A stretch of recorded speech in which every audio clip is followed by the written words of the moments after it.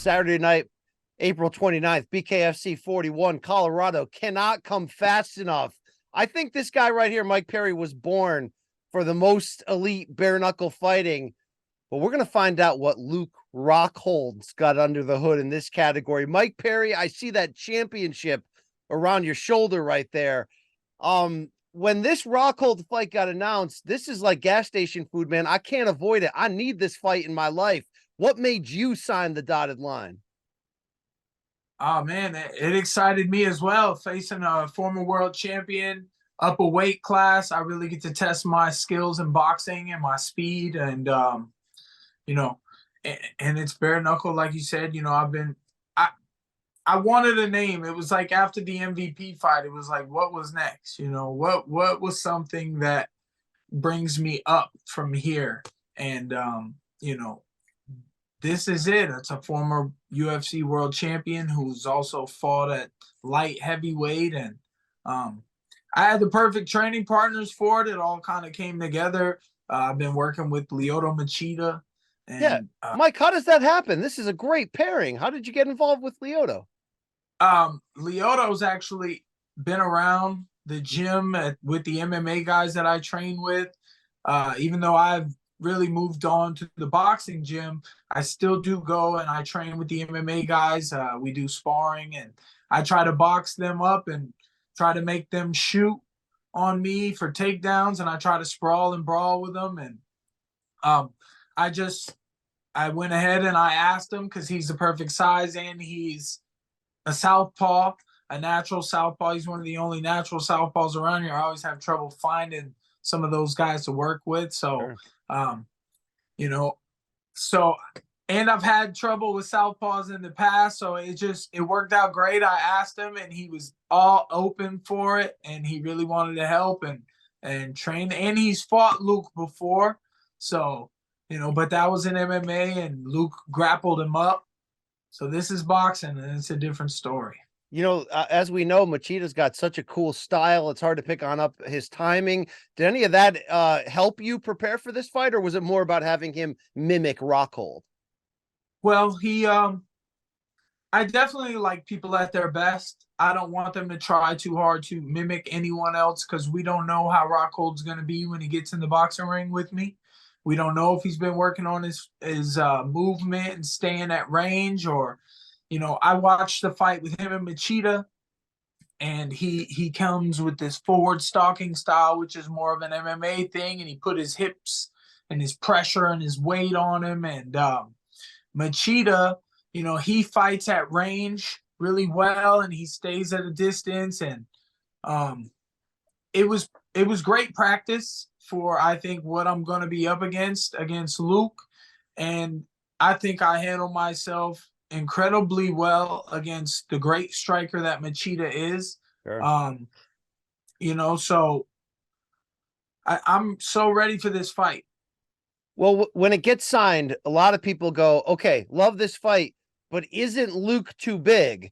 But you're confident enough where that doesn't matter. But I have to wonder, Mike, if you look at this and say, okay, maybe he is big, but does he have the same dog inside him that I have? Because, Mike, I watched you beat Michael Venom Page, and you outdogged him.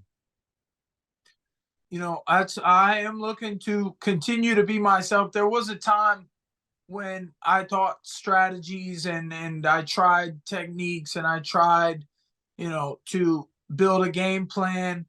And I don't know if it was the Triller fight or just coming into bare knuckle. I mean, I signed with bare knuckle and then I had the Triller fight. But it was around that time that I told myself to give in to who I am and what it is that I do well. And damn it, I'm really good at taking punches to the face. And I try to, I'm staying there for it. And I'm not, when people hit me, I'm trying to hit you back. I'm gonna hit you back. Regardless of how you hit me, I'm coming to hit you back. And I'm gonna try to be first, and I'm gonna try to be last. And that's big. So that's my mindset is constantly on that. And size, he is big. but he's also cutting the weight. I'm eating steak and veggies, and I've been lifting weights. I'm very strong. I always spar heavyweights and stuff like that. So, I'm real tough to deal with, man. Well, I'm glad you brought up that Triller fight because that was when they were trying to, mesh boxing and MMA together, which in some ways, that the BKFC setup does the exact same thing. But you ought to fight a big, strong, light heavyweight boxer and Michael Seals, who like knocks people out flat. And man, you took everything he had and just came back with more. Did that open your eyes to like size might not matter as much for me in these other sports, non-MMA sports? Well, everyone I've ever fought has always been taller, much taller, even. And, you know, I mean, when you look at a tall guy, I try to remember how thick I am, and I try to think of myself as wider. And, but Luke's going to be, he's going to be a little thicker and much taller. So there are some advantages there for me. I think, especially in boxing, without the knees, without the kicks to the head, without the grappling and laying on top of me, I definitely have some advantages where I can actually move my head against the bigger, heavier opponent, and try to hit him where he can't see me.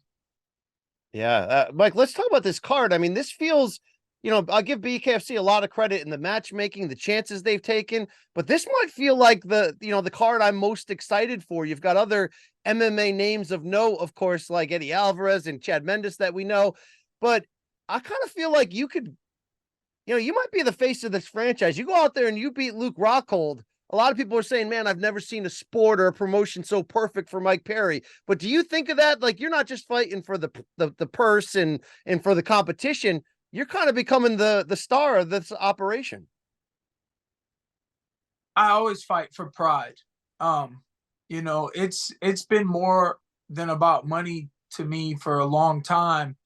But the boxing, the bare knuckle boxing paycheck definitely helps boost my gears. You know what I'm saying? So it puts some fire under my butt, and I run a little faster.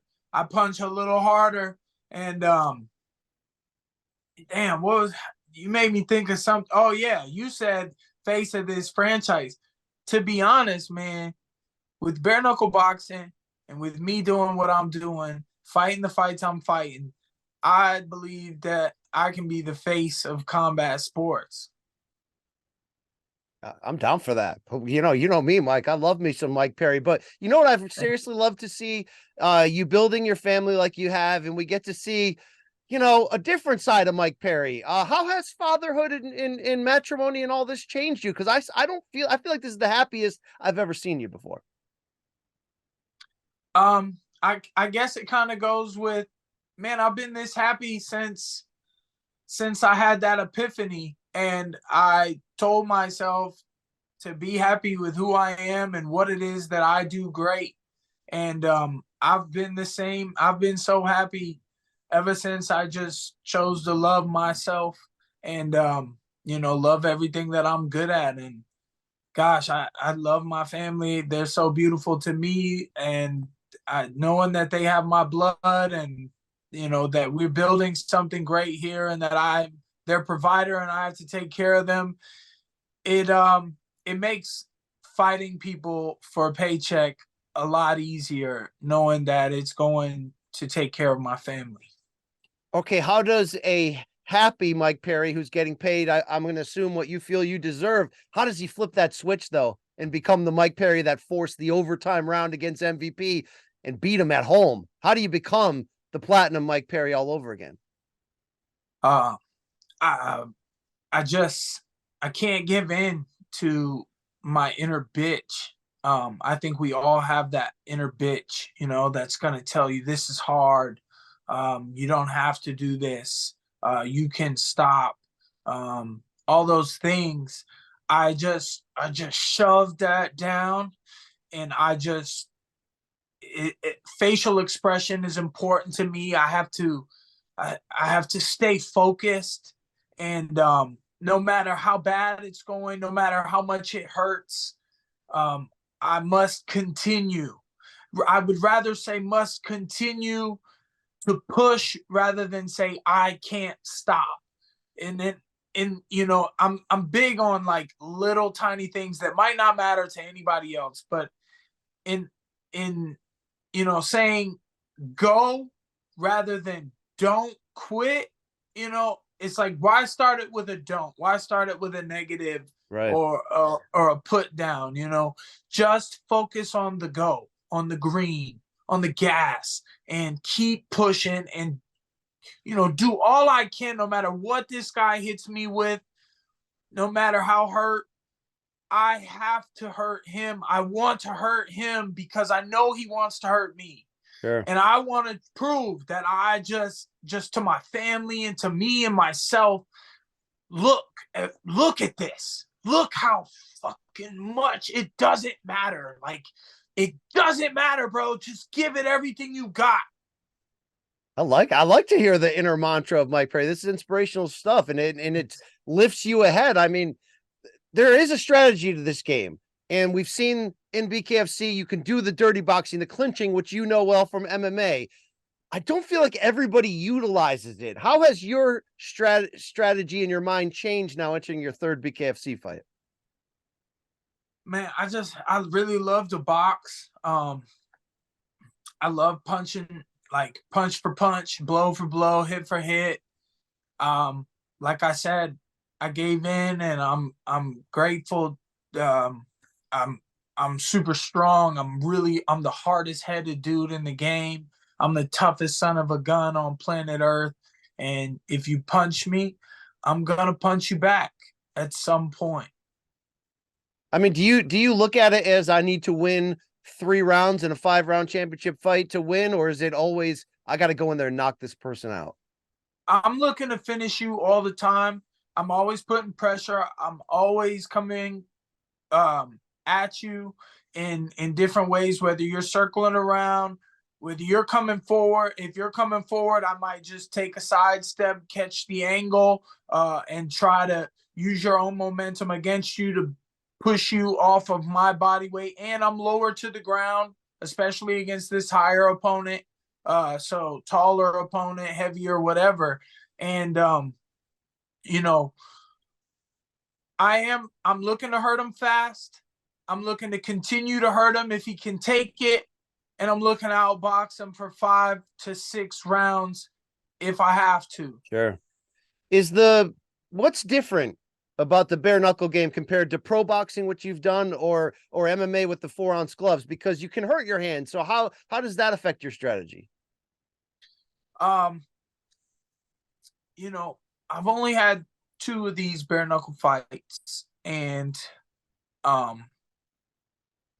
I spar with big boxing gloves on, 16 ounces, and headgear, and I'll hurt my hands with big gloves because I just feel like you could just punch so much harder when you're swinging recklessly, carelessly, because you got this big pillow on your hand. And but bare knuckle has taught me a lot in the couple fights that I've had. I've how to make a tighter fist, or how to punch in proper ways at the right angles that you want your hands to land on the hard structure that could be your opponent's forehead. And Luke said it. He said he can compartmentalize where to put the pain, things like that. And it's just my heart and that no quit that I have. So that go button, just go Absolutely. anyways. Yeah. Here's what's interesting. Luke Rockhold is such a skilled fighter, but I don't think people always looked at him as a warrior. And then he fights Paulo Costa, and it feel like he had his own epiphany or flip of the switch moment. And I'm sure you saw that fight. He was like rubbing blood on Costa's face. I mean, he was getting gnarly. Did that surprise you at all, seeing that side of him? No, it looked kind of from what I did see of it, looked trashy to me. Um, it's not the right side of where you want to be in a winning mindset, in my opinion. And it wasn't a winning mindset for him. It was the best he could do in a losing situation. Sure. And you know, his best wasn't good enough. And you know, I'm looking to beat him down and, you know, spray his blood all around the ring and try to keep most of it off of me. Now, that's not a bad strategy. What do you think about fighting in the BKFC ring? What advantages, disadvantages to what you're used to? What's it like? Man, it's I fought in a triangle. I fought in the octagon. I've fought in circles and squares and you know, it doesn't it rectangles. I fought in all types of shapes, man. I guess I know my shapes. I'm like a kid. Like my son plays with the blocks and he puts them all. You seen that one meme? The guy's like, which one does the triangle go in? That's Yeah. right, the square hole.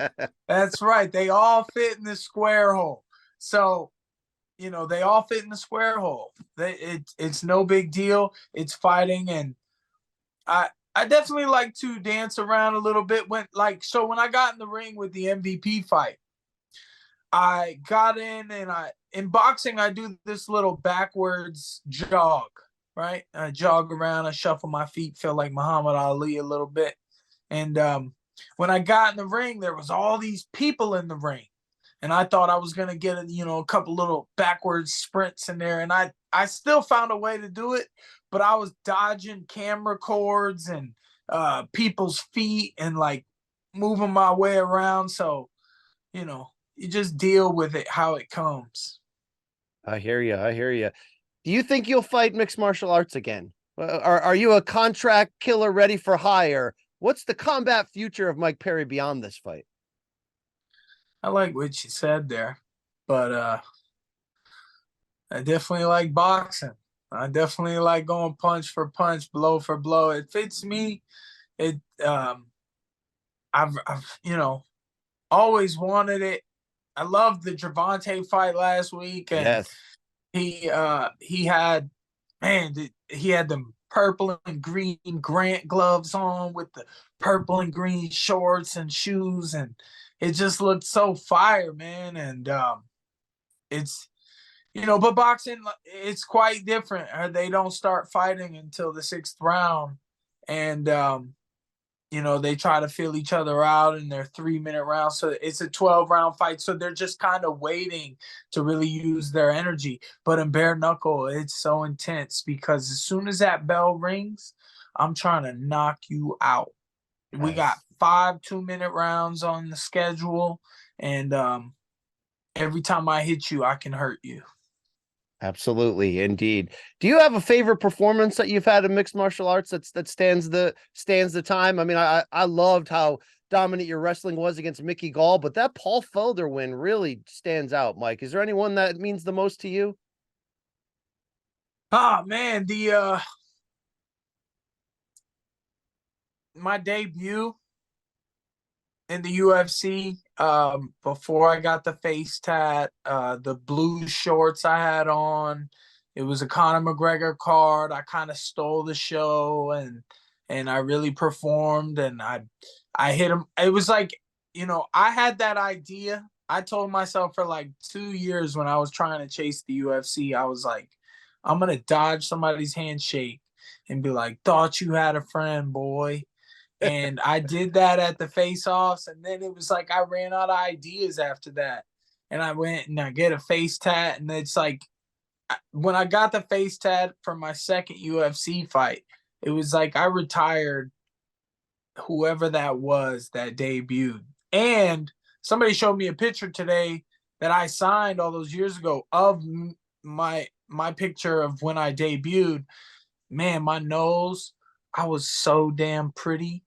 I was so damn good looking. It makes me feel good because my girl's pretty. I'm like, okay, my kids are gonna be pretty. And like nowadays, I look at myself. I'm like, I'm still looking good today. I just got a haircut, but sometimes I'm like, ooh, I can't believe I look like this. but it's all the damn punches I've taken over the years have kind of changed my face. So my son has a good chance of being really pretty in this life, and I don't want him to be taking punches, but he does hit his head a lot on everything, so it might be in his future. What if he's like, Dad, I need to do this. This is what Perry men do. You know, you may have to train him, Mike. Hey, that would be awesome. I definitely have a great coach now that would be up for that. My coach, Coach James Taylor, Coach JT, technique boxing, man, he's all